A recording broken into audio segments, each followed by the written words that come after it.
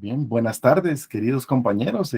Por favor, confirmen que estamos recibiendo bien la imagen y que se me logra escuchar para que podamos dar inicio a la clase. Qué gusto estar con ustedes. Buenas noches, licenciado. Buenas tardes, licenciado. ¿Sí se ve, licenciado? Tarde, licenciado. Bien, se ve. Pues qué gusto estar nuevamente con ustedes. Como ya habrán visto en la clase introductoria y en el video de la clase anterior, vamos a tratar de desarrollar el día de hoy el tema del contenido del derecho financiero. Ya hemos adelantado un poco hablando pues sobre qué regula esta rama del derecho. Decíamos en la clase anterior que el derecho financiero pues es una rama del derecho público en concreto, ¿verdad?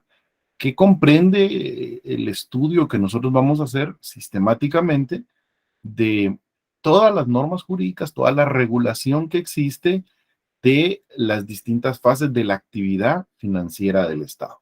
Hoy vamos a tratar de profundizar un poquito más sobre este tema. El objeto de estudio del derecho financiero es la regulación de la actividad financiera del Estado.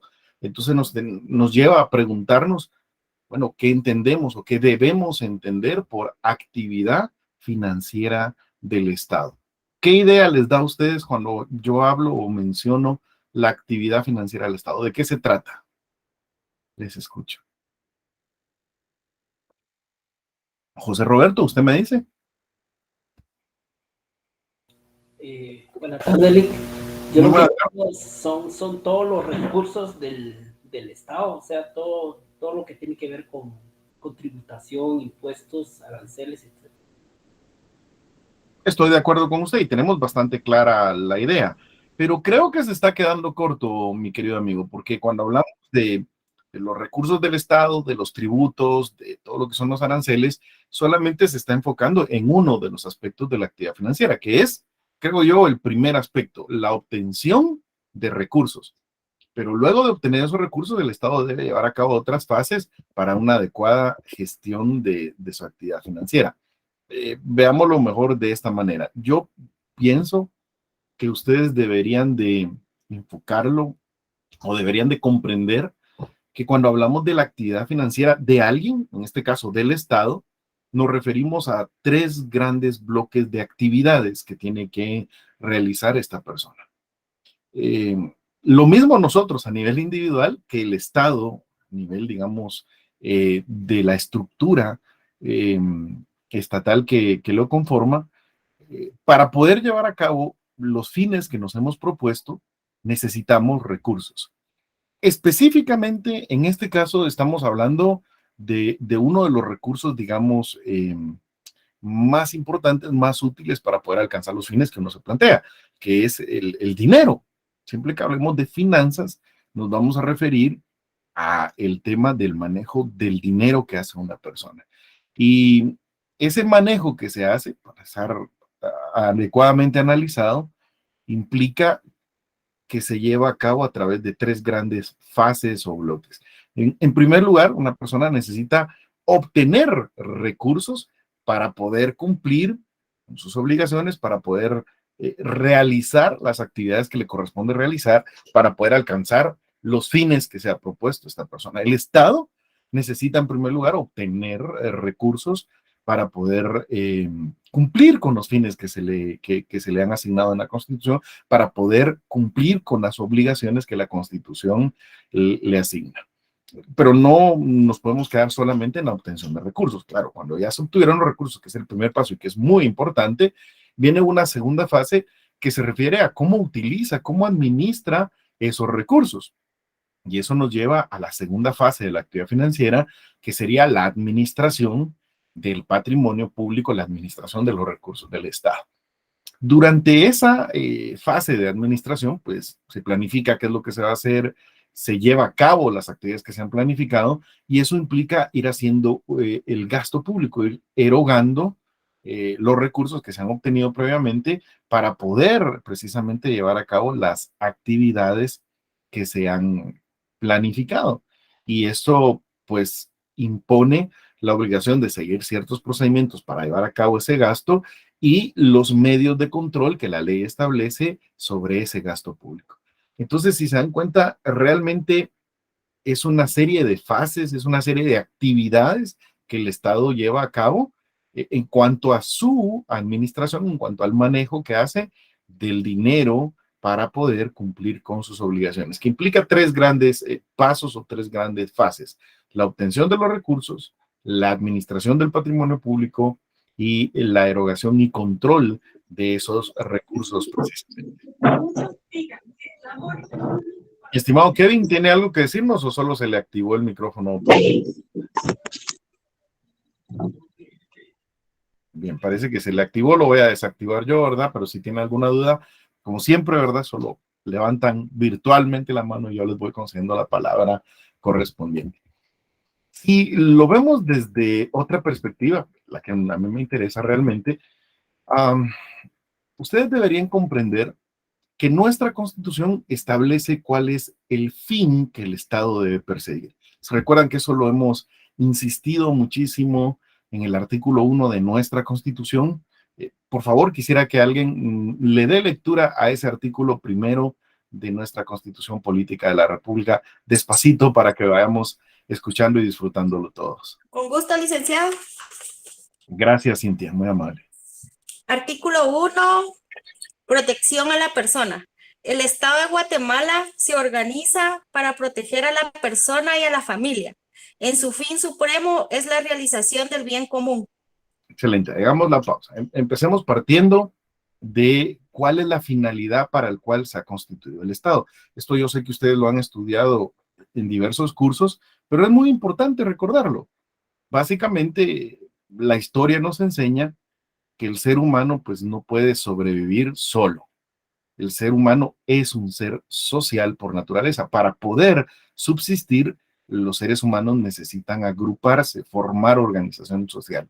Para poder cubrir sus necesidades, los seres humanos han generado diversas formas de organización social, desde las más básicas, que se basan en los vínculos sanguíneos, ¿verdad?, a través de la familia, hasta las más complejas, como por ejemplo ahora serían las federaciones, las confederaciones de estados, las organizaciones internacionales, pasando por la organización, digamos, clásica, que ha permitido que los seres humanos puedan buscar esa satisfacción de necesidades de forma conjunta, que es el Estado. Cuando se forma un Estado, un grupo de personas se asientan en un lugar que ellos consideran que les pertenece, y por eso el territorio es uno de los primeros elementos del Estado junto con la población, y de ese lugar ellos esperan obtener los recursos necesarios para satisfacer sus necesidades. Y deciden unirse, deciden organizarse y crean un Estado con la finalidad de protegerse recíprocamente. Por eso nuestra Constitución claramente nos marca el fin supremo del Estado, de la protección de la persona y de la familia. Y su fin supremo es que todas las personas, todas las familias que conforman ese Estado, todos los miembros de ese Estado puedan alcanzar su bienestar e irse desarrollando integralmente. Y eso es lo que le llamamos el bien común. Es muy importante que ustedes comprendan que el Estado está creado, está organizado para proteger a la persona, a la familia y para la realización del bien común. Para que ese bien común se pueda llevar a cabo, nuestra Constitución le impone al Estado, debidamente organizado, una serie de obligaciones que debe de asegurar, que debe de garantizar. Veamos el artículo 2 de nuestra Constitución. Siempre usted, por favor, Cintia, para que vayamos avanzando. Con gusto. Artículo 2, deberes del Estado. Es deber del Estado garantizarle a los habitantes de la República la vida, la libertad, la justicia, la seguridad, la paz y el desarrollo integral de la persona. Gracias. Como organización social, nuestra Constitución dice, si queremos que se alcance ese bien común, si queremos que de veras el Estado cumpla con su finalidad de proteger a la persona y a la familia, el Estado tiene que cumplir con una serie de obligaciones que son esenciales, que son fundamentales. A todas las personas que estén dentro de su territorio, les tiene que garantizar la vida, los tiene que proteger, tiene que cuidar que no pierdan la vida. Les tiene que garantizar su libertad.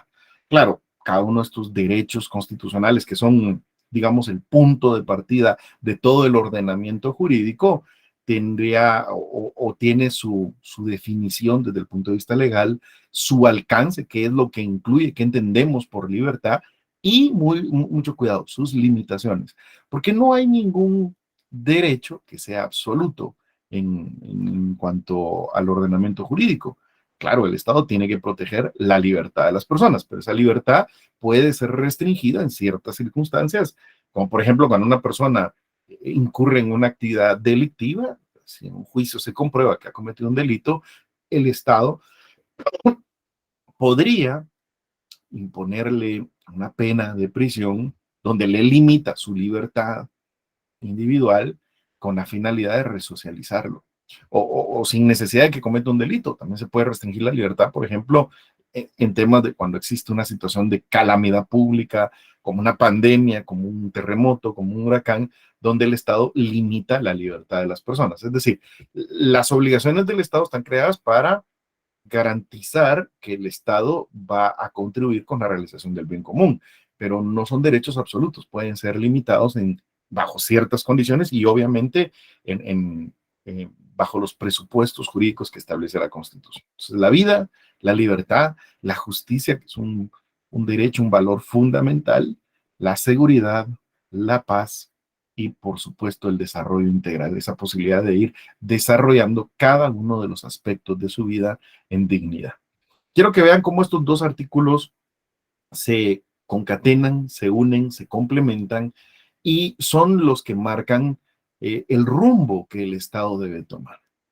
El artículo 1 establece que el Estado ha sido organizado para proteger a la persona y a la familia y le impone como fin supremo la realización del bien común. Y el artículo 2 prácticamente nos dice, para realizar ese bien común, para que el Estado cumpla con su fin, es necesario que garantice a todos sus habitantes los siguientes derechos, podemos verlo desde el punto de vista del Estado, son las obligaciones fundamentales del Estado de Guatemala. Y aquí viene lo interesante.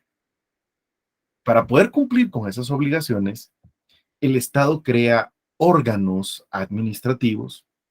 Esos órganos se agrupan según la función que cumplen en distintos organismos, en distintos entes, y existen diversos sistemas de organizarlos que por supuesto ustedes habrán estudiado en el derecho administrativo, pero haciéndolo muy resumido, pues básicamente en la teoría clásica, en la teoría republicana, para que no todo el poder se concentre en una sola persona, pues se divide el ejercicio del poder en tres distintos organismos: el legislativo, donde están los representantes del pueblo para la elaboración de las leyes; el ejecutivo, donde están los funcionarios que el pueblo ha designado, que son nombrados para prestar servicios públicos, y que esos servicios públicos permitan que el Estado cumpla con esas obligaciones que le impone el artículo 2 y con ello se realice el bien común.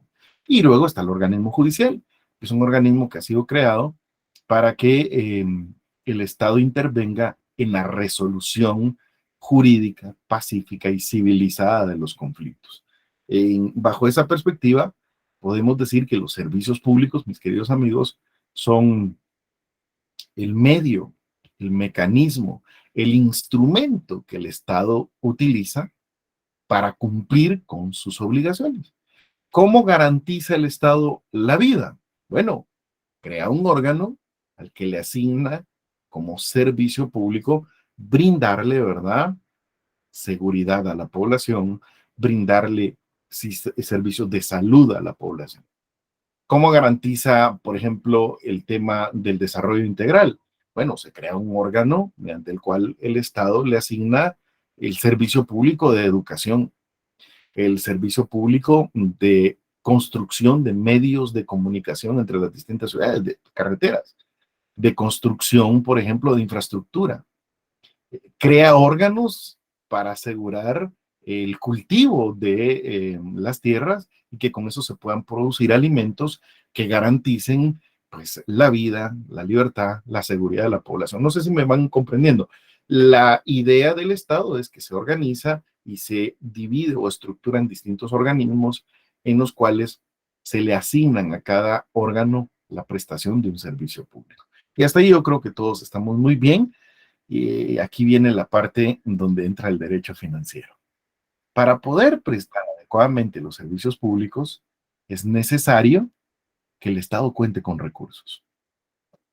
¿Tiene alguna pregunta, Alejandra? Me dice usted. Sí, buenas tardes. Sí, es que disculpe, el órgano judicial dijo para que el Estado intervenga. ¿En qué disculpe? En la resolución de conflictos. Le explico la teoría clásica, Alejandra, porque a mí me encanta esto. Eso es lo que divide realmente lo que es una monarquía de una república. La diferencia en esos dos sistemas de gobierno básicamente pasa por tres aspectos. La diferencia entre una monarquía y una república. Va a ver usted qué interesante es esto. En una monarquía, todo el poder público está concentrado en una persona o en un pequeño grupo de personas, en el rey, en la corte del rey, así le llamaban, ¿verdad? Ahí se concentran todo el poder público.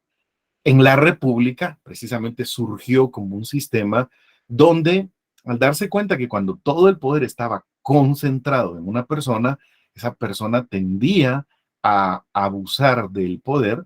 Entonces se inventaron un sistema o surgió un sistema que se llama república, cuya esencia radica en la división de poderes, le llamaron en ese momento, ahora se le llama división de funciones.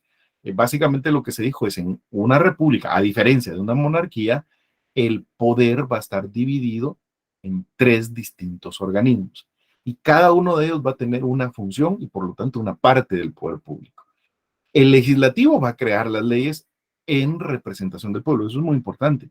La teoría nos dice, y de hecho el ideal, la práctica sería llevar esto de esa manera, que el pueblo elige diputados que representan al pueblo en la creación de las leyes. Esto es para evitar, como era antes o como es en las monarquías absolutas, que el rey sea el que decida cuáles van a ser las normas que van a regir. En la monarquía, las leyes las hacía el rey.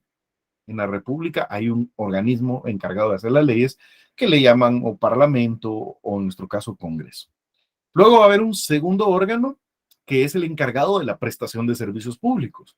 Se llama organismo ejecutivo o órgano administrativo, le llaman algunos también, y básicamente la función que él tiene se llama función ejecutiva y consiste en prestar servicios públicos que permitan satisfacer las necesidades básicas de la población, que permitan que el Estado cumpla con sus obligaciones fundamentales y así asegurar la realización del bien común.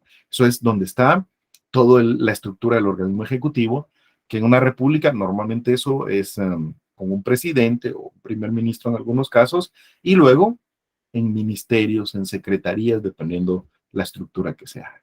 Y luego tiene un tercer órgano que es muy importante, que es el organismo judicial, que es por el que usted me pregunta. La función del organismo judicial se llama función jurisdiccional, Alejandra, y esa función consiste básicamente en intervenir cuando ha surgido un conflicto dentro de la sociedad. Vaya, cuando dos personas están peleando en una sociedad incivilizada, en una sociedad arcaica, las personas tienen conflictos y ¿qué hacen? Se matan entre ellas por la resolución de los conflictos. Si una persona toma los bienes de otra, pues la persona que se siente ofendida va y toma venganza y mata a la otra persona. Y eso generaba constantemente conflictos, peleas, muertes, guerras en el seno de una sociedad. Entonces, cuando la civilización avanza y la estructura estatal se depura de tal forma que permite la resolución de esos conflictos de manera civilizada, se crea un órgano para ello. Y ese órgano se llama órgano jurisdiccional, organismo judicial, le llamamos nosotros, ¿verdad?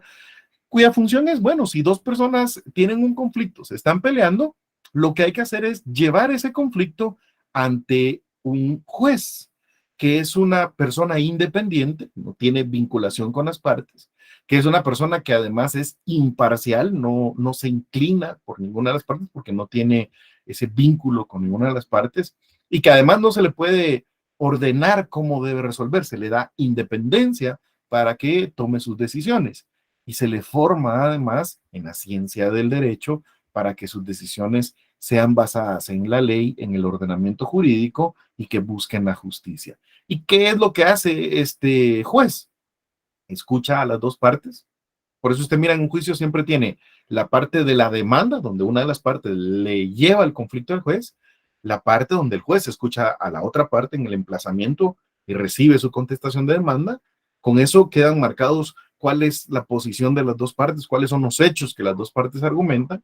El juez recibe los medios de prueba y con base a las pruebas el juez determina realmente cuáles son los hechos verdaderos, cuáles son los hechos que le han logrado demostrar, y en base a esos hechos el juez pues aplica las normas jurídicas y le da una solución a ese conflicto. Le dice aquí lo que se va a hacer, lo que ordeno que se haga es esto. Y las dos partes tienen que acatarlo. Esa forma de resolver los conflictos es la forma civilizada, la forma moderna y permite, además, con un buen sistema judicial, permite que las decisiones sean justas y que la sociedad avance en la solución de sus conflictos de manera pacífica, de manera civilizada, Alejandra. En esta clase, en este curso, no nos interesa tanto el organismo judicial, nos vamos más a enfocar en los otros organismos, sobre todo en aquellos que presten un servicio directamente a la población. Pero en última instancia, decirles que el organismo judicial, pues eso es lo que hace, presta un servicio a la población. ¿Cuál es el servicio que presta el organismo judicial? Que aquí lo dicen de forma muy poética, dicen administrar justicia, pero para dejarlo bien claro, el servicio que el organismo judicial debe prestarle a la población es la resolución pacífica, civilizada y justa de sus conflictos. Pues bien, para eso, para prestar ese servicio público y cualquier otro servicio público, el Estado necesita recursos. Y ahí es donde entra el derecho financiero. Cuando el Estado empieza a llevar a cabo actividades para obtener recursos, cuando el Estado realiza actividades donde planifica qué va a hacer con esos recursos y cuando el Estado gasta esos recursos, estamos frente al derecho financiero, porque el derecho financiero se encarga de la regulación de toda la actividad financiera del Estado. Y esa actividad, pues como decíamos, pasa por diversas fases. 3 fases en concreto, yo se las pongo ahí lo más detallado que pude, ¿verdad? Si se dan cuenta ustedes, en una primer fase. Gracias, Liz. Gracias a usted. En una primera fase, el Estado debe obtener recursos. Y aquí la gran pregunta sería, ¿cómo obtiene recursos el Estado, mis queridos amigos? Impuestos. Los impuestos, Lick.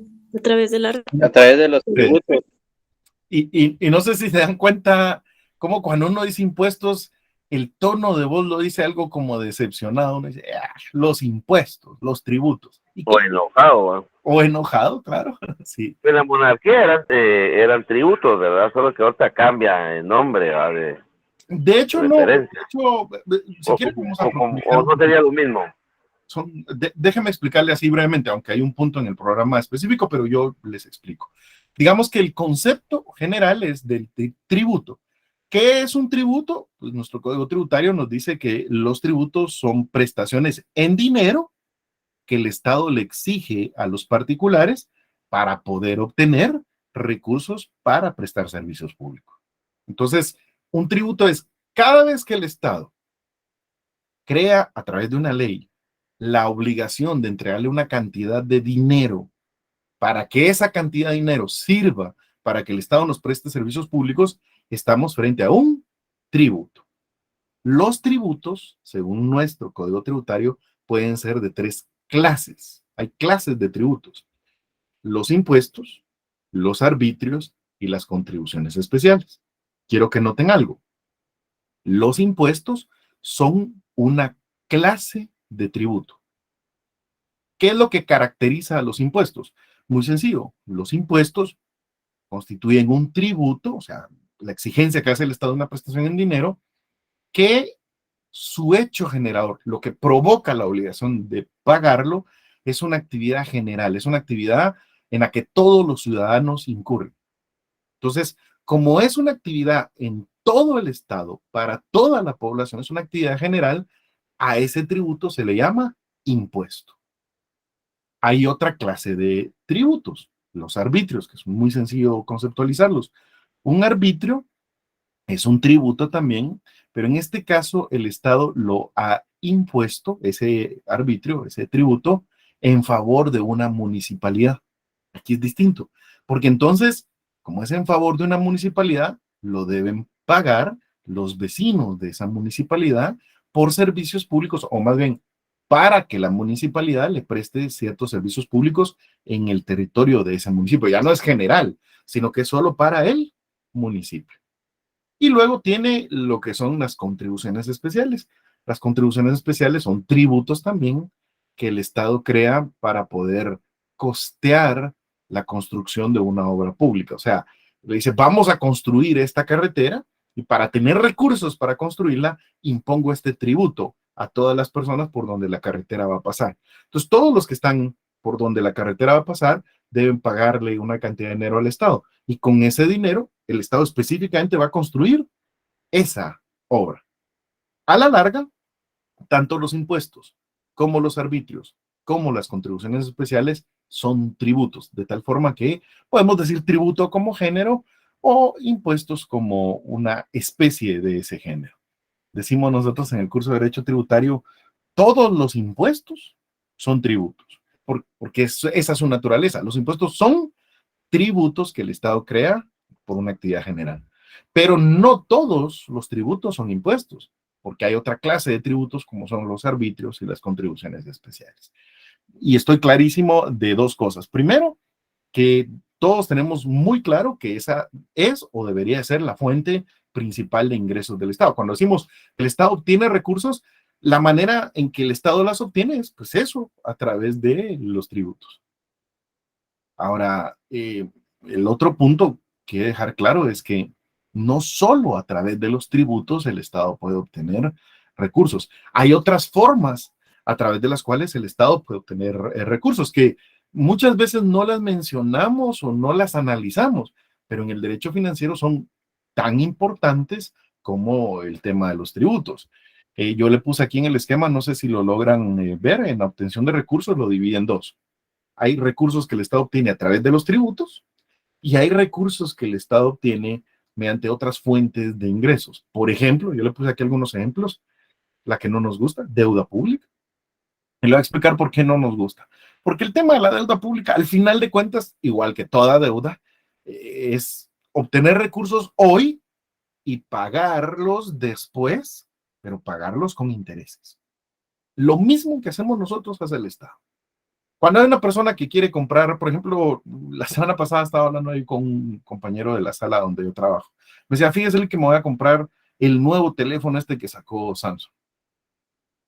Pero lo ha comprado ahorita, le digo, ese normalmente cuando salen muy caros, le digo yo. ¿Cuánto cuesta ahorita ese teléfono? Le dije, y me dijo, ese teléfono cuesta 12,000 quetzales.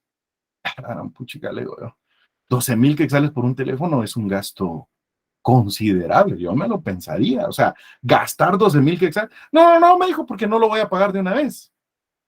Voy a pagar solo 36 cuotas de 330 quetzales.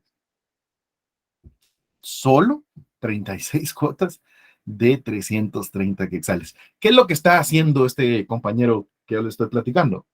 Bueno, lo mismo que hace el Estado. Como no tiene el dinero ahorita para comprar ese bien, en el caso del compañero, el celular, pues acude a alguien que le preste el dinero. En este caso, su compañía de teléfono le dice, nosotros le damos el celular y usted nos paga 36 cuotas de 330 quetzales. Claro, como las cuotas son pequeñas, dice uno, el compañero no siente que esté pues pagando mucho, pero a la larga yo le hacía cuentas pues que 36 cuotas de 330 quetzales está pagando esos 12,000 quetzales, ¿verdad? Solo que los está pagando, digamos, en el transcurso de 36 meses. Y yo le dije, yo veo difícil que se lo estén dando solo a 330 quetzales, porque al final de cuentas, cuando a uno le dan financiamiento, el que da el financiamiento, ¿cuál es la finalidad que persigue? Ganar intereses. Y entonces ahí si se lo están dando a 330, casi que se lo están dando a precio de contado. O sea, si se lo están dando así, yo creo que está muy bien. Sí, me dijo, me lo están dando a 330 porque con el plan que yo tengo, esa es la cuota del teléfono. Entonces aquí cambia, le dije, porque usted tiene un plan de servicios telefónicos donde además de la cuota del celular va a pagar una cuota, así. Pero la cuota que yo pago es la misma de siempre, de 350 quetzales.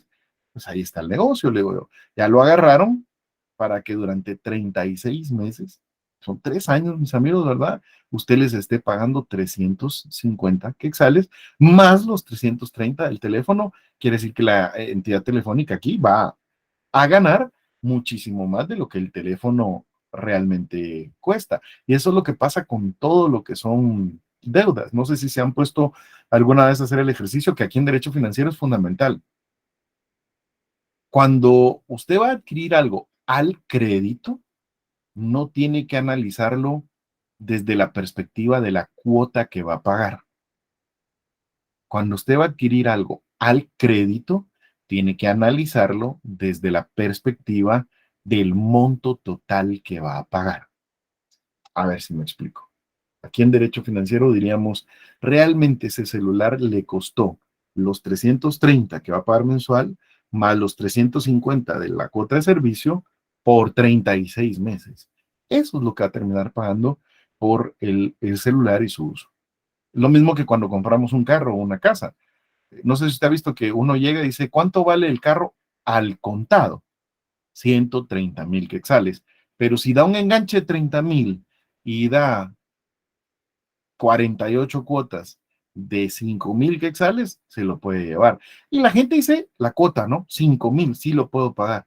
No es la forma correcta de analizarlo. La forma correcta sería analizar la cuota que le están diciendo por el número de mensualidades que va a tener que pagar. Y eso lo suma en completo y usted dice, ese carro realmente me va a costar, ¿verdad?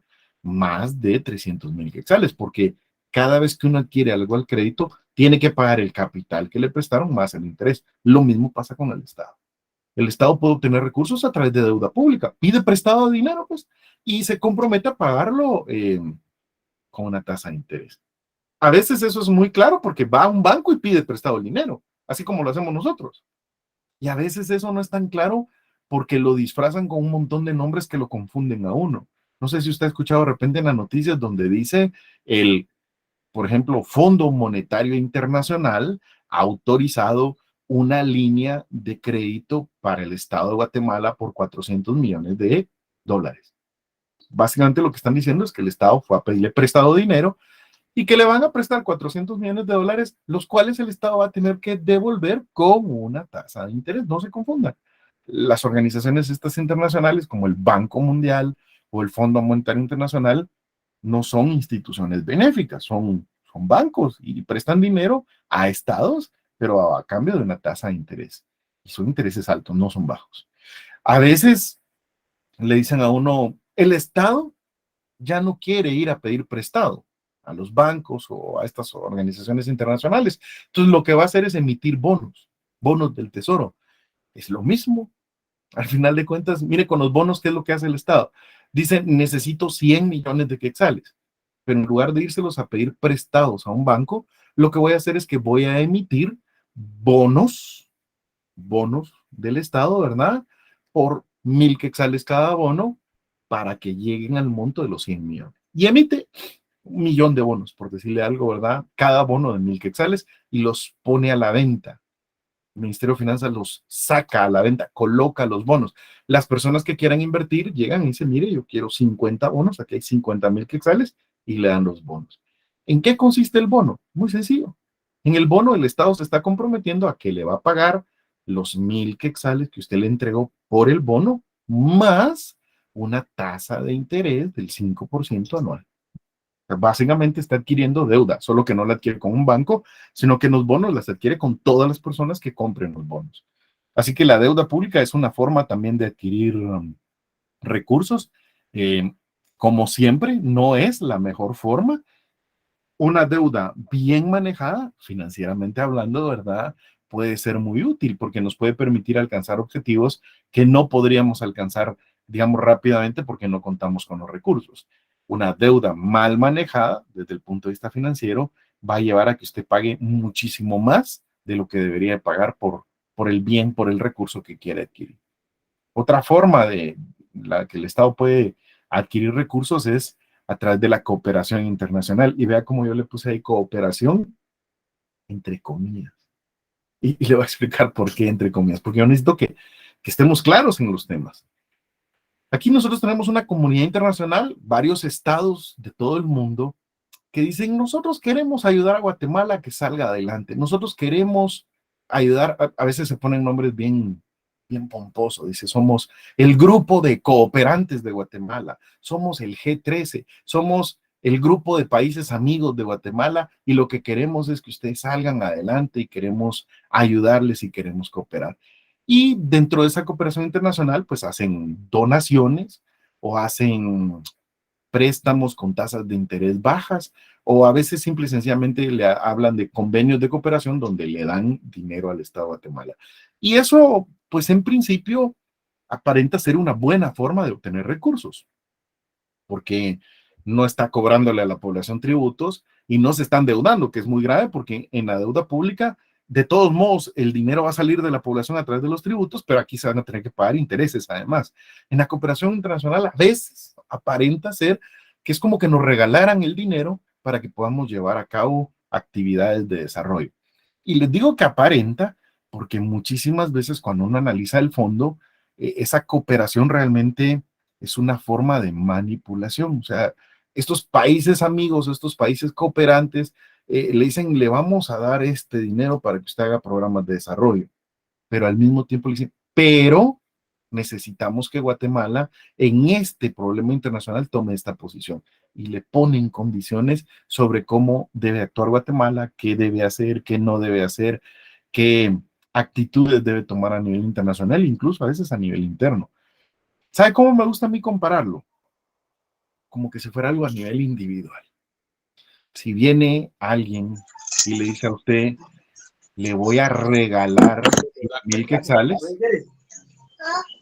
le voy a regalar 100,000 quetzales, pues en principio uno dice, es mi amigo, me está regalando 100,000 quetzales, qué bueno. Como dicen ellos, es un cooperante, es un amigo que quiere que yo me desarrolle.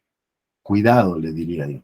Si alguien viene conmigo y me dice, le voy a regalar 100,000 quetzales, yo le preguntaría, ¿a cambio de qué? ¿Qué es lo que quiere? No cualquiera le regala a uno 100,000 quetzales.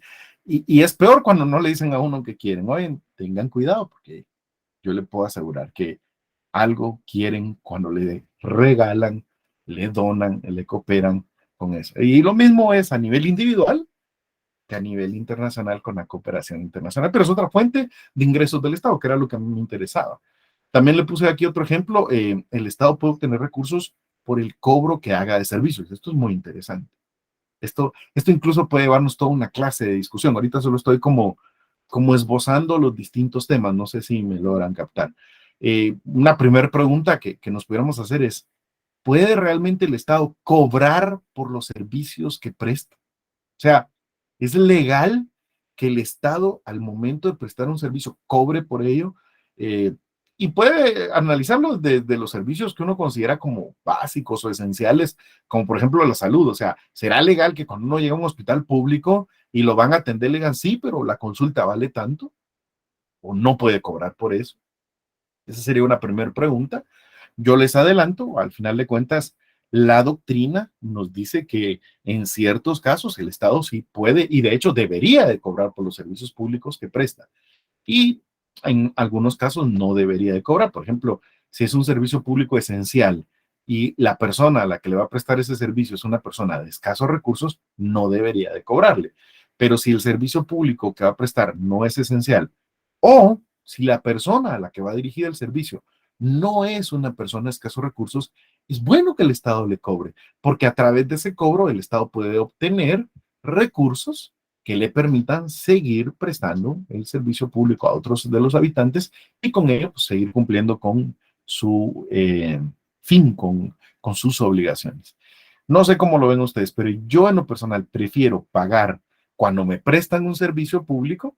Entonces, como estoy recibiendo el servicio, el pago que hago, yo siento que es la contraprestación por ese servicio de manera directa, a diferencia que en el tributo, que cuando uno paga en tributo, uno paga y ese dinero se va a un fondo común y le dicen a uno que se va a utilizar para prestar servicios públicos, pero como uno no lo ve directamente, es un poco más difícil de conceptualizar. Entonces, el cobro que el Estado hace por servicios públicos, pues también es una forma de obtener recursos. Yo le puse otros ejemplos ahí para no alargarlo, hay algunos que son interesantes. Por ejemplo, el tema de las regalías por minería. Un Estado puede decidir, bueno, vamos a permitir que se exploten los minerales en nuestro territorio, que extraigan cobre, que extraigan oro, que saquen plata, pero la entidad que haga la extracción de esos minerales nos tiene que dar una parte de las ganancias que obtenga. Eso le llaman regalías por explotación minera y es otra fuente de ingresos. No estamos entrando ahorita a discutir si es buena, si es mala, si se está haciendo bien, si las regalías son muy bajas o muy altas. No nos estamos metiendo a eso. Solo quiero dejar patente que dentro de la actividad financiera del Estado, una de las formas en que el Estado puede obtener recursos es a través de los tributos, la principal forma es a través de los tributos, pero que también hay otras formas de obtener ingresos, de obtener recursos a través de otras actividades que el Estado puede ir realizando adecuadamente. José, ¿usted tiene alguna pregunta, José Roberto? Sí, sí, licenciado. ¿Sería tan amable de explicar más o menos lo que es viajes y tasas? Perdone, sí. ¿Cómo se dan igual de las rentas? Perdone. Sí, con muchísimo gusto. El tema de los peajes es muy fácil de explicar, ¿verdad? Un peaje es el cobro que el Estado hace para permitir que circule una persona o un vehículo por una carretera. Así en concreto, no hay para dónde. Aquí el cuestionamiento es mucho más amplio, ¿verdad, José? Y para todos. La gran pregunta sería, a ver, partamos de esta pregunta. Por usar las carreteras, por transitar una carretera, ¿uno le debe pagar al Estado o no le debe pagar al Estado? Yo sé que algunos dirán no, que es como, digamos, la reacción normal que tenemos nosotros, los guatemaltecos, decir, no, ¿cómo va a creer? ¿Cómo va a pagar uno por usar una carretera? Si esa es la obligación del Estado, construir las carreteras y mantenerlas en buen estado. Está bien, estoy de acuerdo. Digamos que no, esa es una posición. Yo les quiero plantear que hay otra posición. Hay algunos estados que se dieron cuenta que eso de construir carreteras y mantenerlas en buen estado, que eso es también muy importante, construir una buena carretera y mantenerla en buen estado es algo que implica gastos constantes y fuertes. Entonces, hay algunos estados que decidieron que para poder mantener un buen sistema de carreteras es necesario cobrar un peaje a las personas que circulen en esas carreteras. Entonces, en algunos estados, lo que hacen es que el propio estado coloca una garita de peaje y cuando usted va a ingresar a la carretera le dicen, ¿quiere pasar por esta carretera? Pongamos un ejemplo, ¿quiere pasar por la carretera que va de aquí de Guatemala a Escuintla? Tiene que pagar 15 quetzales. Usted lo paga. En algunos estados eso es, se lo paga directamente al Estado. Y la idea, mis queridos amigos, es que ese dinero que ingresa del peaje, el Estado lo utiliza en mantener en buen estado esa carretera. Por eso es que usted va a algunos estados y es impresionante ver cómo, por ejemplo, usted agarra una carretera, recorre y paga un peaje. Cuando sale y se mete a otra carretera, ahí hay otra garita y paga otro peaje. Y de ahí sale y se mete a otra carretera y paga otro peaje. A veces para hacer un viaje en otros países, uno llega a pagar hasta 4 o 5 peajes, sobre todo en las autopistas paga peajes. Hay estados que incluso han hecho esto, lo han concesionado a una entidad privada, que es otra forma de hacerlo, insisto.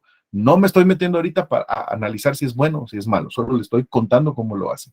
Lo que viene el Estado es, en este caso, dice, bueno, que la carretera la construya y la mantenga en buen estado una empresa privada, una sociedad mercantil.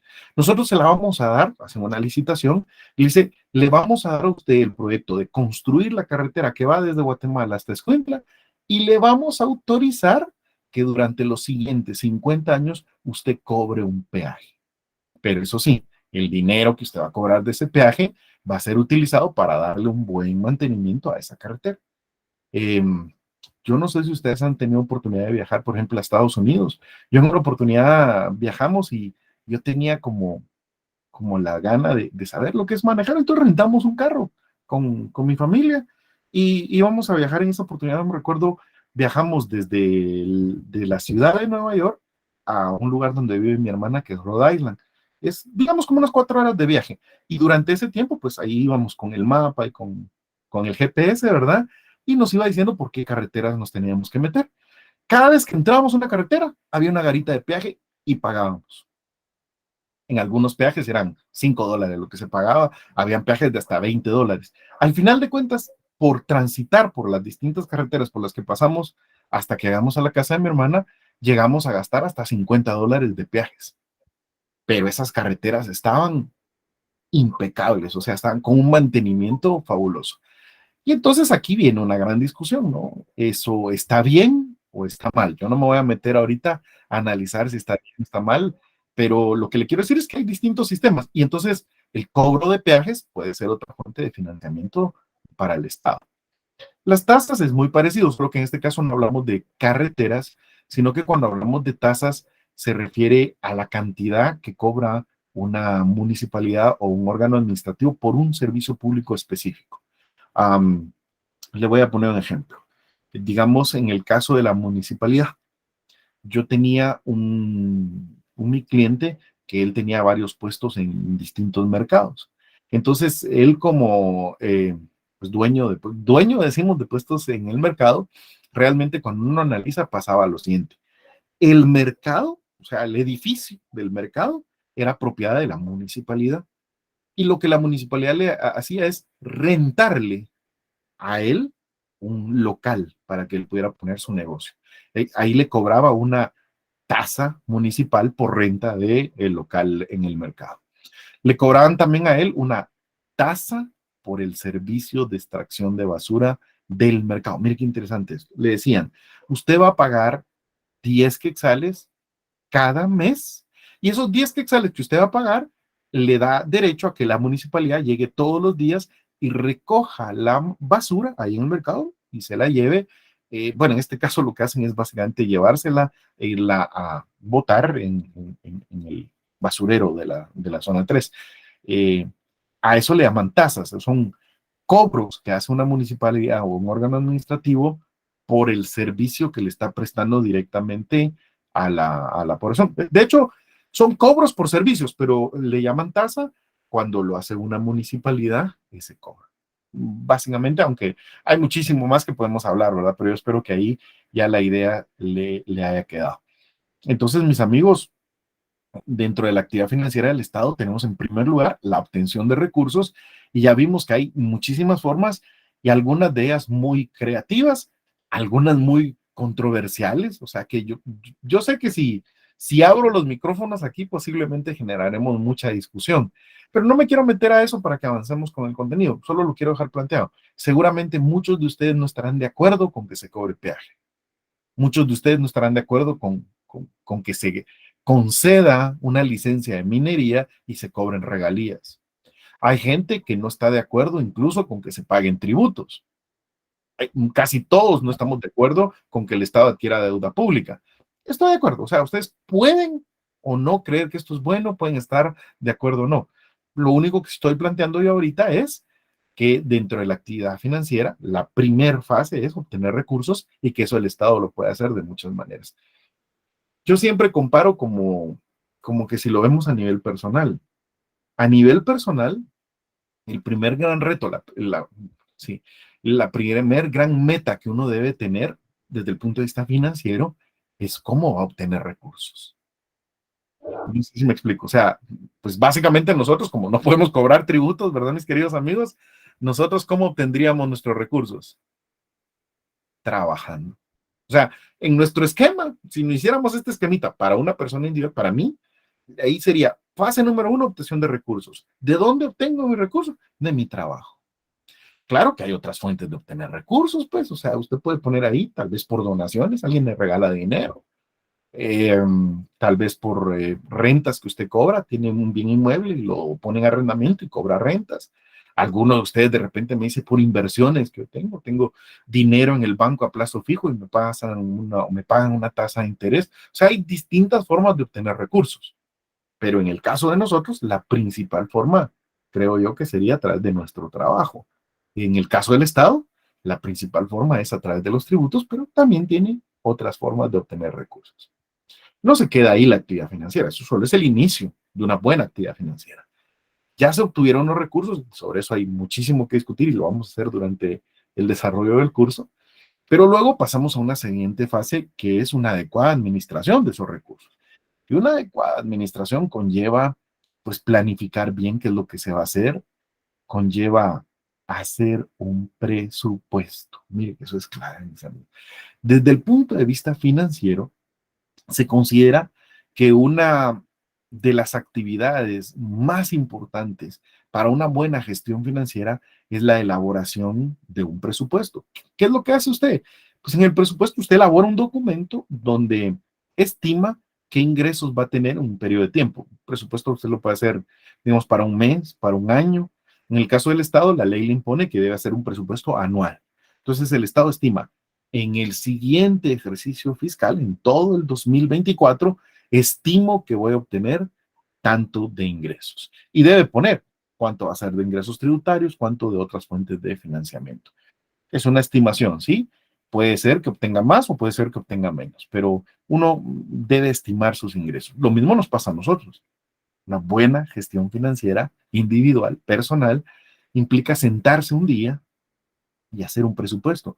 Y cuando usted hace su presupuesto, lo primero que pone es, bueno, ¿qué ingresos voy a tener? Para la mayoría de nosotros es fácil, mis amigos. La mayoría de nosotros somos trabajadores en relación de dependencia. Y como trabajadores en relación de dependencia, pues tenemos un salario. Entonces, normalmente, si usted me pregunta qué ingresos voy a tener en febrero, yo ahí en ese rubro solo ponía mi salario de febrero. ¿Qué ingresos voy a tener en marzo? Mi salario de marzo. En abril, el salario de abril. De repente en junio usted pone, en junio voy a tener mi salario de junio y mi bono 14. En diciembre, mi salario de diciembre y la mitad de mi aguinaldo. Y en enero, mi salario de enero y la otra mitad del aguinaldo. Más o menos por ahí estaríamos todos.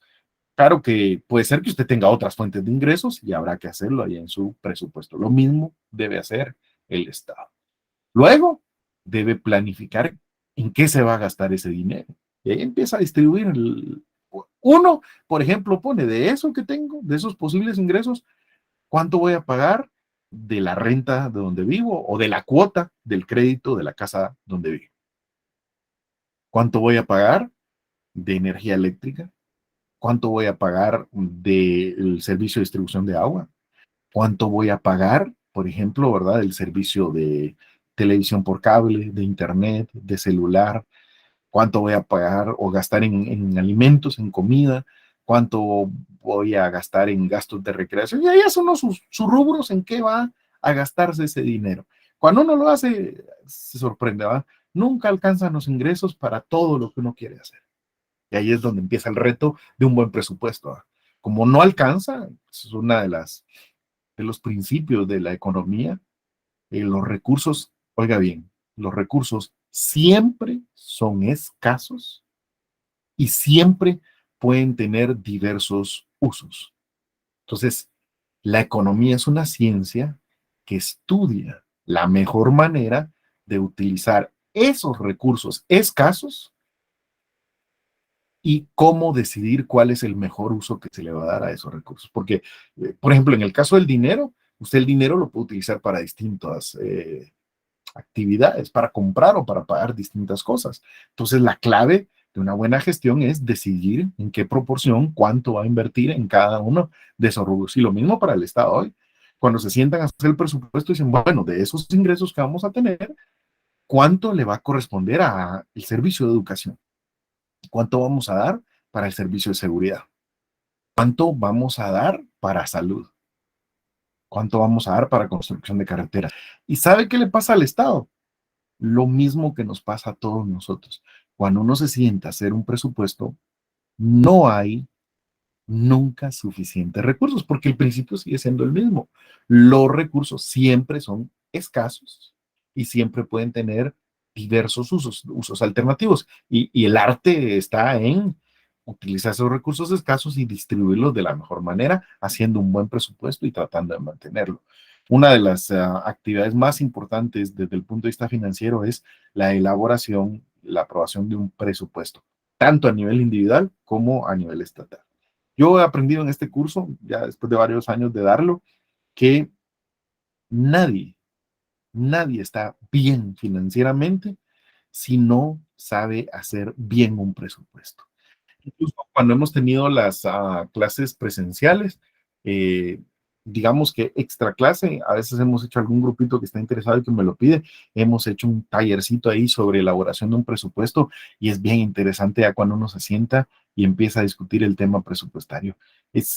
La gente siempre se equivoca, se engaña y piensa que ahorita no me alcanza porque lo que gano no es suficiente, pero cuando consigo un mejor trabajo o me aumenten, eso sí me va a alcanzar. Déjeme decepcionarlo, pero no funciona así. No importa cuánto gane, no le va a alcanzar. Oiga bien lo que usted, no importa cuánto gane, no le va a alcanzar, porque básicamente los gastos se ajustan inmediatamente a los ingresos.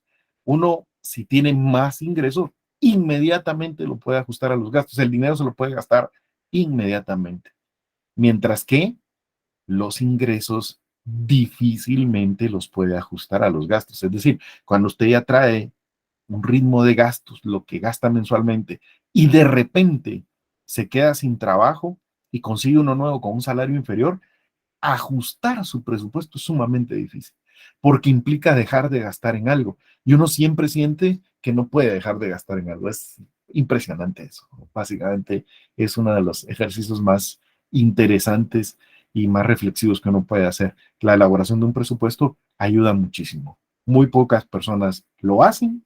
Las pocas que lo hacen, muy pocas lo hacen bien. Y de ahí, esto es fabuloso. Las pocas personas que hacen su presupuesto y lo hacen bien, difícilmente lo cumplen, porque esa es otra fase, ¿verdad, mis amigos? O sea, una cosa es planificar qué vamos a hacer con el dinero y otra cosa es que a la hora de gastárnoslo, respetemos ese presupuesto. No sé si le ha pasado. Que uno pone, ¿verdad? Presupuesto de gastos de recreación, 1,000 quetzales ponemos. Y uno dice, 1,000, en un mes, suficiente gasto de recreación, va.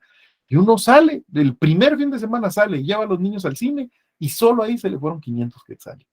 Pero dice uno, pero tengo 500 todavía de gastos de recreación. Y el siguiente fin de semana salió con los amigos y se gastó 600 y ya se pasó de su presupuesto. Eso es, bueno, básicamente uno de los grandes problemas de las finanzas personales y de las finanzas públicas también, ¿oyen? La gente gasta más de lo que gana. Estadísticamente le puedo decir, aquí hay 181 conectados en la clase, más su servidor somos 182. Estadísticamente, de esos 182, 180 gastamos más de lo que ganamos. Qué impresionante. Es rarísima la persona que tiene la disciplina y el, vamos a ver, el control necesario para poder gastar menos de lo que gana o por lo menos justo lo que gana. Poquísimas personas ahorran. Y no sé si le ha pasado que uno siempre quiere ahorrar y empieza y abre su cuenta y empieza a ahorrar y a los 3 meses cuando venía bonito le surge una emergencia y saca el dinero. Eso nos pasa a todos, ¿oyeron? Por eso este tema de las finanzas es tan interesante, tan apasionante, porque cuando uno se da cuenta bueno, que no es una situación anormal, que no es algo excepcional, sino que es básicamente lo que nos pasa a todos y que hay técnicas para que lo podamos manejar y empieza a hacerlo bien, empieza a elaborar un presupuesto, empieza a llevar un control de gastos y empieza a tomar técnicas para no excederse de ese presupuesto, financieramente empieza a mejorar muchísimo. Y luego viene una fase que es impresionante, donde usted empieza a ahorrar, pero un ahorro debidamente meditado, programado y con una finalidad. Perdonen, vi que alguien levantó la mano, pero no alcancé a ver su nombre antes de que se desapareciera. Si alguien quiere intervenir, Luis, por favor. Licenciado, sí, en este tema de los presupuestos, a mí siempre me ha llamado la atención en y que yo solicito un presupuesto para poderlo ejecutar, pero cuando no se ejecutan, así como en nuestro actual gobierno, que es una estrella, veo que no ejecutan en determinados momentos, entonces digo, ¿por qué solicitaron y les gusta guardar ese dinero? No sé cuál es la finalidad, cuál es el juego, que no ejecutan compra de medicamentos, póngale un ejemplo. que es tan necesario. ¿Es ese juego político a qué se debe, licenciado? Bueno, es complejo, hay varios motivos, pero yo le voy a decir el que yo he observado más abiertamente. El problema, Luis, es que cuando uno hace su presupuesto, pues uno trata de no engañarse y trata de ser lo más sincero. Entonces uno dice, ¿qué ingresos voy a tener, Luis? Uno pone su salario. Es difícil que usted se invente otro ingreso porque ¿de dónde? O sea, cuando uno hace su presupuesto, pues trata de ser lo más honesto. El problema es que después con los gastos, cuando empieza a dividir todo lo que tiene que pagar, no le alcanza. Y entonces ahí se va desajustando. Mantener el presupuesto es difícil para uno. Ejecutarlo es bien fácil porque siempre se gasta todo lo que uno tiene. No sé si les pasa, o sea, es impresionante, pero saben que ahora yo estaba viendo, ayer estaba leyendo un artículo y la estadística es que el 95% del dinero ya no es físico. O sea, ya, nosotros ya no miramos el dinero en papel, en monedas. Ahora es electrónico. No sé si les pasa, el dinero se lo depositan a uno en el banco y de ahí mismo uno hace transferencia para pagar la casa, la energía eléctrica, el teléfono y todo. Entonces, la parte que uno mira físicamente es muy buena. O sea, para nosotros ejecutar es muy fácil. Para el Estado no es tan fácil. Quiero que lo reflexionen quitándonos de momento la idea de que es un tema de corrupción. Solo sí hay corrupción, pues, pero no es eso lo que quiero que enfoquemos ahorita. Quiero que se quiten la idea de corrupción y piensen en lo siguiente. Este es un funcionario completamente honesto. Y le dicen que tiene, por ejemplo, mire qué interesante esto, tiene de presupuesto para construir un edificio 50 millones de quetzales. Pues uno lo ve bien fácil, dice, son 50 millones de quetzales construye un edificio, ¿sí o no? Claro que sí, dice uno. Y aquí viene el problema. Cuando es presupuesto público, Luis, uno no puede venir y agarrar los 50 millones, ir y comprar el terreno, contratar un ingeniero y construir el edificio como se le dé la gana. No, no, no. Cuando es presupuesto público, la ley me dice, para gastarse esos 50 millones, usted tiene que hacer una licitación pública. Quiero que noten, o sea, yo no puedo decidir cómo me lo gasto abiertamente, sino que tengo que seguir un procedimiento. Bueno, uno dice que es un funcionario honesto, simple y sencillamente es de hacer el procedimiento de licitación. Van a ver ustedes ese procedimiento, mis amigos. O sea, es un procedimiento enredado con un montón de pasos, miles de controles, documentos para arriba y para abajo. Y básicamente en esa licitación yo tengo que primero elaborar planos. Fíjense, pues, si yo voy a construir un edificio público, yo no puedo contratar primero al ingeniero para que me lo haga, sino que primero tengo que tener los planos y luego decir, quiero una empresa que me construya un edificio con estas características de los planos. Bueno, entonces dice usted, hay que hacer los planos primero, pero ¿qué cree? Para que le elaboren los planos, primero tiene que hacer una licitación pública que le permita contratar un ingeniero, un arquitecto, una empresa de estas de construcción que elabore los planos. O sea que aquí hablamos de por lo menos dos licitaciones, una para los planos y otra para la construcción del edificio. Y si todavía no tiene el terreno, hay que hacer una licitación para comprar el terreno, una para los planos y una para el edificio. No sé si me explico. Y en el proceso de licitación, cualquiera de esos tres procesos, usted publica en Guate Compras y dice, quiero construir un edificio con estos planos. Cualquier empresa que esté interesada, haga la oferta con estas características.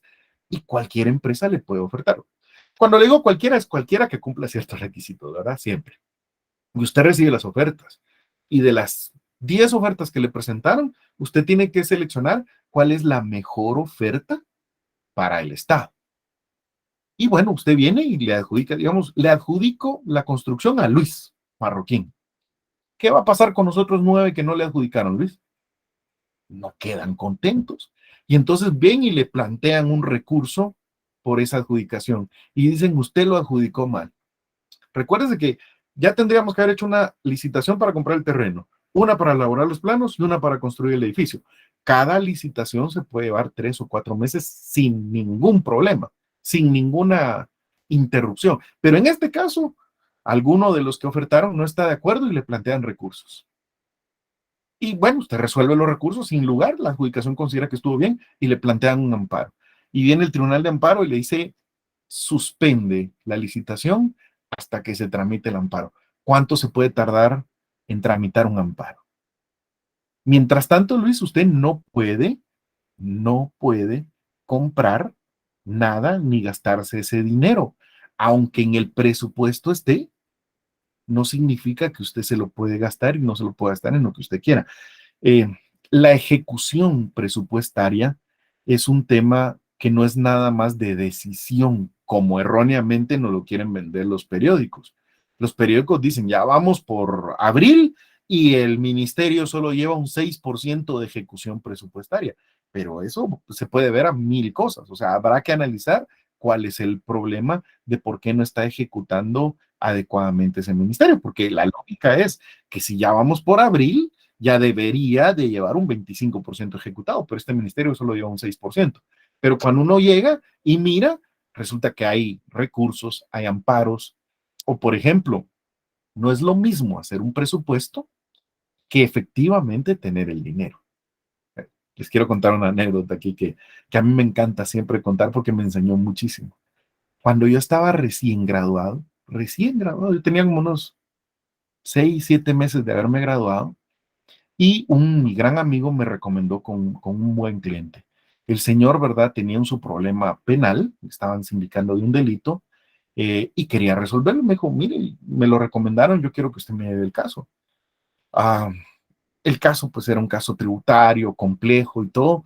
Yo lo analicé, consulté con algunas personas que me ayudaban y me dijeron, pues ese caso es lo que le están reclamando a él en el tema de tributos o lo que le están sindicando son millones. Le tenés que cobrar por lo menos $10,000 de honorarios.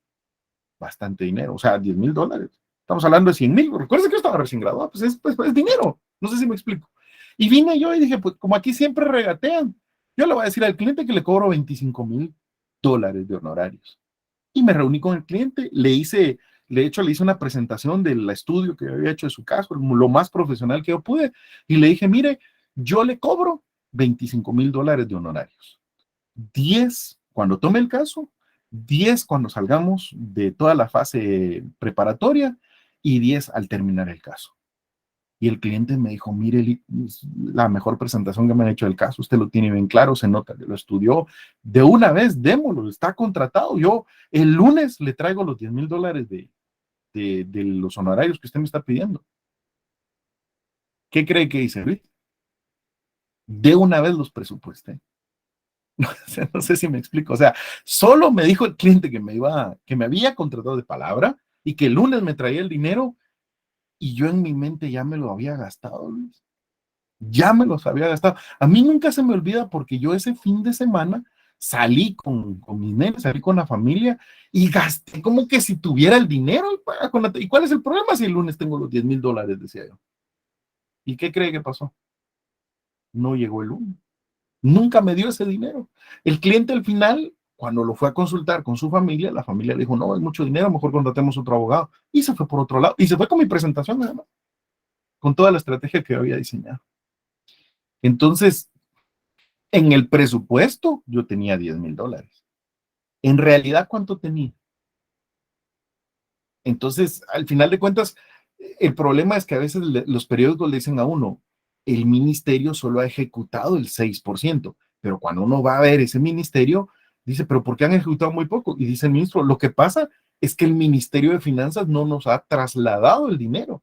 Y si el Ministerio de Finanzas no nos traslada el dinero, aunque esté en el presupuesto, no nos lo podemos gastar, porque uno de los primeros pasos de una licitación es tener la disponibilidad presupuestaria. Uno tiene que tener un documento que respalda que Finanzas ya le dio el dinero, o por lo menos que Finanzas ya se comprometió a que le va a desembolsar el dinero para poder empezar la licitación. No sé. A veces también pasa esto, Luis. A veces pasa que cuando elaboran un presupuesto público, los funcionarios hacen lo que yo hice, aumentan las cifras para tener más. Vamos a ver, no sé si me explico. O sea, si yo soy, por ejemplo, alcalde y quiero construir un mercado, yo digo, la construcción de un mercado me cuesta 4 millones de quetzales. Yo voy a pedir en el presupuesto 8, porque si me los dan, construyo un mercado de lujo, un supermercado. Y si no me los dan, con lo que me den, me alcanza. Entonces puede ser que en el presupuesto lo inflaron un montón, pero recuerda que el presupuesto está elaborado con base a estimaciones.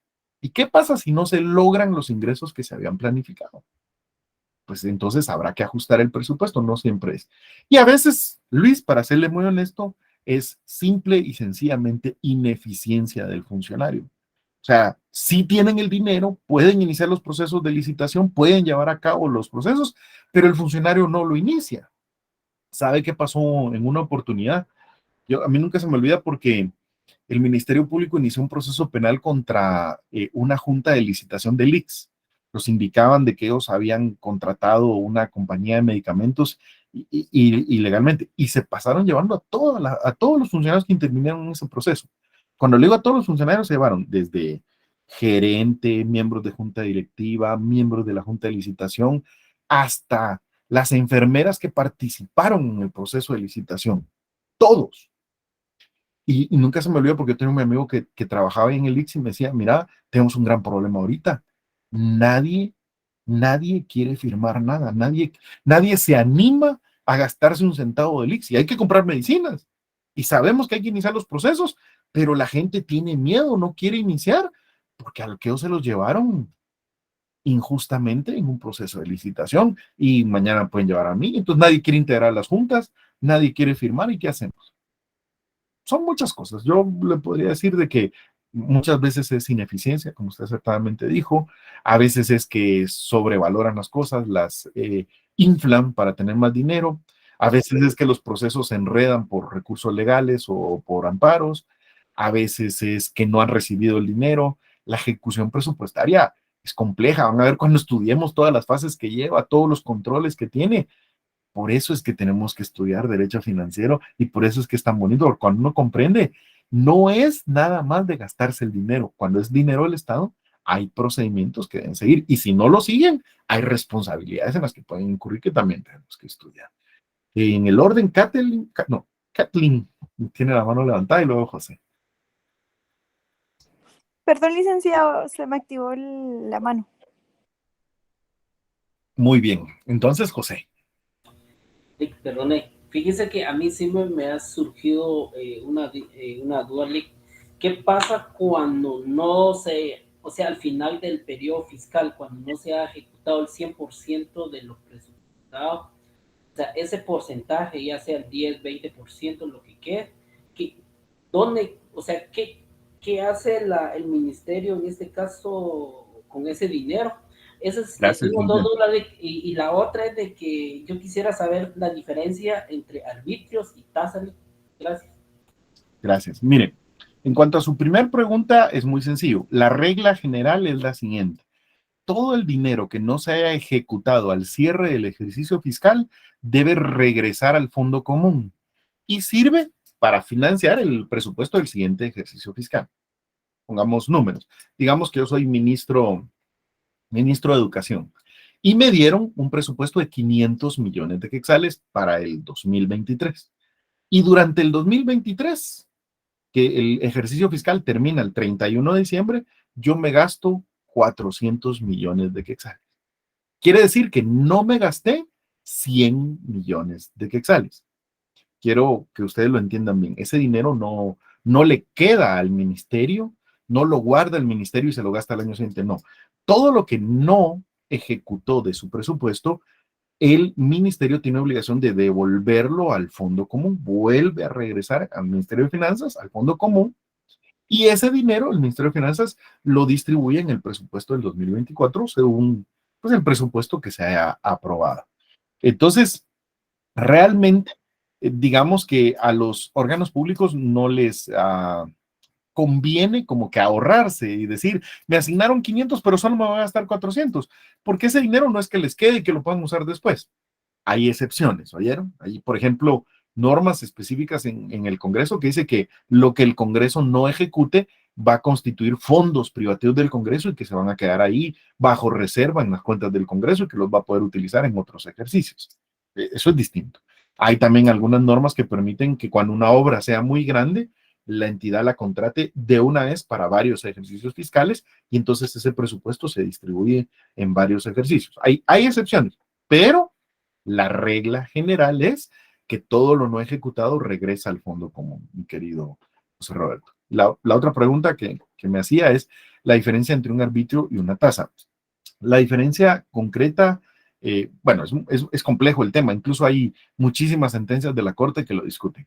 La diferencia concreta es la siguiente. Le llamamos tasa cuando usted paga algo y a cambio en el momento recibe un servicio. Por ejemplo, es una tasa cuando usted se sube a un bus municipal y paga un quetzal para que el bus lo traslade de un lugar a otro. Porque es un pago que usted le está haciendo a la municipalidad por un servicio que está recibiendo en el momento. Es una tasa cuando usted le paga a una municipalidad por el servicio de distribución de agua, porque la municipalidad con su compañía municipal de agua, por sus tuberías le manda el agua y usted la está utilizando. Entonces lo que usted paga es una tasa municipal. Es un arbitrio cuando usted paga una cantidad de dinero y esa cantidad de dinero se va a un fondo común que tiene la municipalidad y la municipalidad lo distribuye en la prestación de diversos servicios públicos que puede que no tengan relación con usted. O sea, en un arbitrio yo pago y la municipalidad recibe ese dinero, lo junta con el que recibe todos los demás vecinos y el consejo municipal decide en qué lo va a invertir. Yo no estoy recibiendo a cambio una contraprestación directa. A eso le llamamos un arbitrio. Todos los tributos tienen esa característica. Uno paga y no está recibiendo en el momento una contraprestación directa. Las tasas se les llama así cuando uno paga por el servicio que está recibiendo en el momento en concreto. Selvin, ¿usted tiene alguna duda también?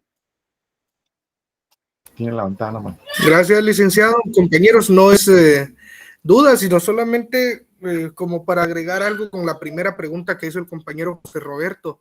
Yo he observado que hay algunas instituciones que ya cuando está próximo el cierre del ejercicio fiscal y no han ejecutado todo el presupuesto que tienen asignado, lo que hacen es que buscan cualquier tipo de cosas en qué gastar el dinero que tienen, porque lo que ellos dicen es que si no se lo gastan, si no lo ejecutan, para el siguiente ejercicio fiscal les disminuyen eso del presupuesto que les van a asignar.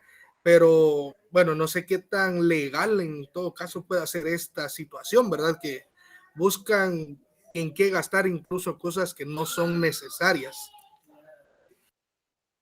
Sí, gracias, Elvin. Claro, yo también lo he visto muchísimo. Dicen, nos tenemos que gastar el dinero, por eso le decía así rapidito, porque la idea que tienes es que hay que gastárselo a como dé lugar, porque si no ese dinero se va a perder. Y tienen esa idea de que si no se lo gastan ahorita, se lo van a quitar en el presupuesto siguiente. Realmente la idea es incorrecta, porque la consecuencia jurídica es que el dinero que no se gastaron debe regresar al fondo común. Ahora, tiene mucha lógica, ¿verdad, Selvin? Porque la aprobación del presupuesto la hace el Congreso. Y entonces en el Congreso, si usted mira que le asignó a un órgano 500 millones y ese órgano se gastó solo 400, en el siguiente ejercicio, ¿qué dice? Me voy a asignar solo 400. O sea, sí es muy probable que eso pase, pero no es una consecuencia jurídica, sino que es una consecuencia, digamos, que puede ocurrir de hecho por no habérselo gastado.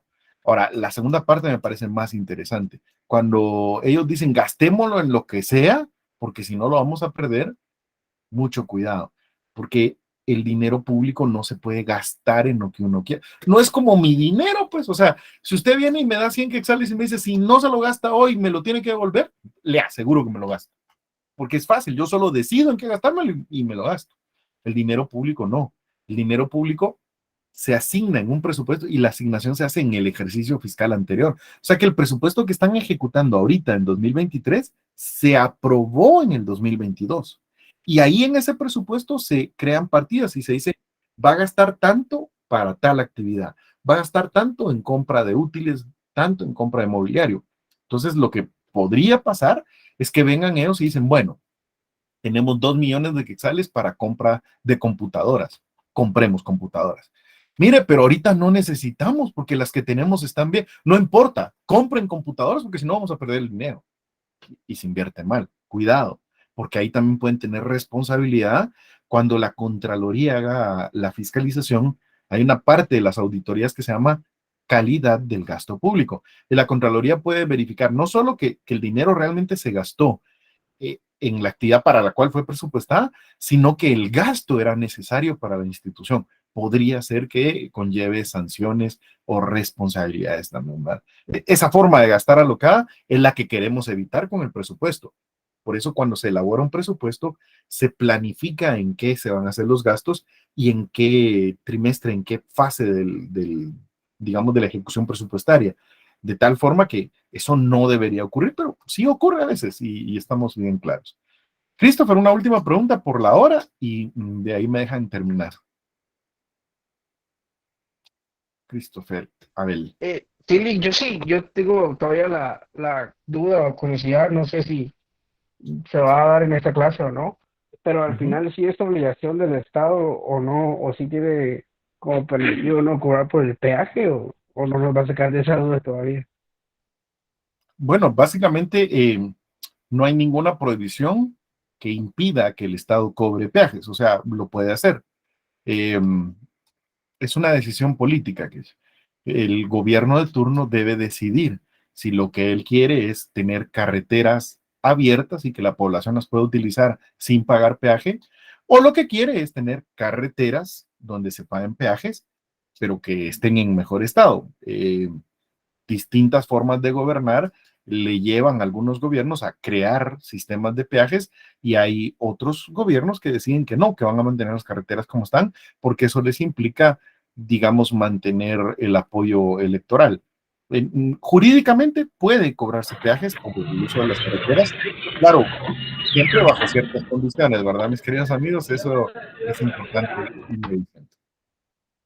Bien, déjeme entonces terminar con la diapositiva que tenemos ahí. Después de lo que es la administración del patrimonio público, que implica hacer el presupuesto, el manejo de bienes, el tema de la moneda, que es apasionante también, hay una tercera fase de la actividad financiera del Estado que se refiere a cómo el Estado se gasta el dinero. De aquí tiene tres componentes esenciales. La mayor parte de los recursos del Estado se gastan en el pago de salarios y honorarios. Por eso yo le puse ahí la ley del servicio civil, porque una gran parte de los recursos del Estado son para pagar salarios de los servidores públicos y eso no se estudia normalmente en derecho financiero, sino que en derecho de trabajo, pero es bien importante que lo conozcamos. La contratación de trabajadores y de personal es uno de los principales rubros de gastos del Estado y se rige por las reglas que están en la ley de servicio civil. La otra parte, que es la adquisición de bienes o de servicios, eso es por la ley de contrataciones del Estado, es una de las partes más importantes del curso de Derecho Financiero, donde se regulan los procedimientos que hay que seguir, la licitación, la compra directa, las cotizaciones, etcétera. Y el tercer componente de lo que es el gasto público es el control o fiscalización que debe hacer la Contraloría General de Cuentas. Así que, en términos muy generales, esquemáticos, eso es la actividad financiera del Estado, todas las fases, todas las acciones que el Estado lleva a cabo para administrar adecuadamente sus recursos, su dinero, para prestar servicios públicos, y el derecho financiero se encarga de regular esto, todas estas actividades que el Estado realiza, y sobre eso va a versar nuestro querido curso de Derecho Financiero. Yo a ustedes les agradezco mucho por la atención, los voy dejando porque ya son las 7 y seguramente muchos de ustedes tienen otra clase. Yo los veo. Buenas noches, gusto saludarlos. Gracias, licenciado. Feliz noche, gracias. Gracias, Lick. Buenas noches. Buenas noches. Feliz noche, Lick. Muchas gracias, Lick. Buenas noches.